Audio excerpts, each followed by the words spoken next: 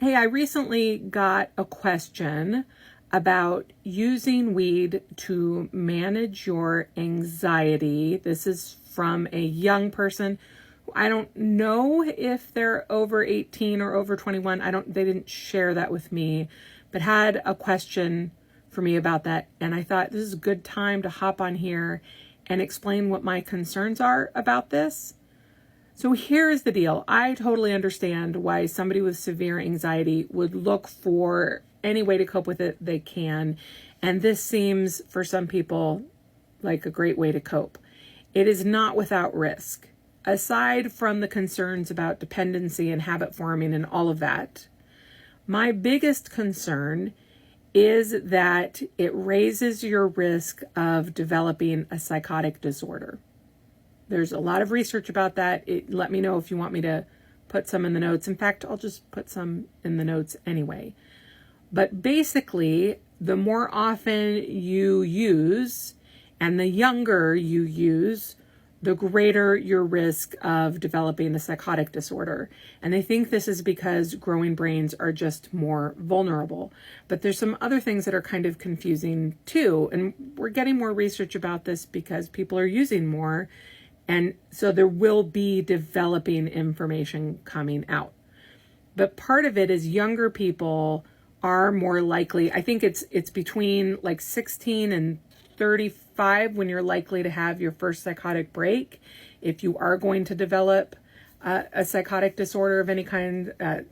And the younger you are when you are using, that is sort of a perfect storm and collision of, if you have that risk in your family, and you're already vulnerable, this can be the tipping point. So if you have a family history of psychosis, if you have a personal history of psychosis, if you have a family history of bipolar, if you have a history of bipolar, this leads you to be more vulnerable. And interestingly, people who are autistic. So if you are an autistic person, you are already at greater risk of developing bipolar disorder. And so your risk of using weed it's more likely to tip you into psychosis.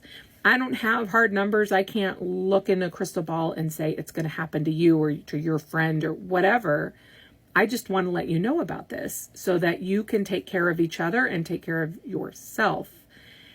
I'd like you to share that information with your friends. And again, not in a judgy way, just in a, hey, if you start acting a little wonky, if you start having auditory or visual hallucinations, if you start feeling like the center of the world in a grandiose kind of way, I'm going to be checking in with you, and maybe I'm going to tell you need to pull back on the edibles a little bit. Maybe using gummies or what have you to manage your anxiety is not a great idea on a regular basis.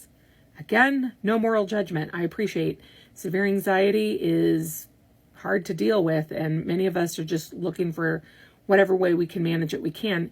It's just, I want you to protect your beautiful little brain. I want you to stay safe, and I want you to have lots of options open to you. And an informed person is a person who is going to make better decisions for themselves.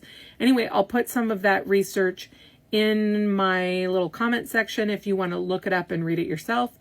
But I care about you, want you to take care of yourself, and I thought you ought to know.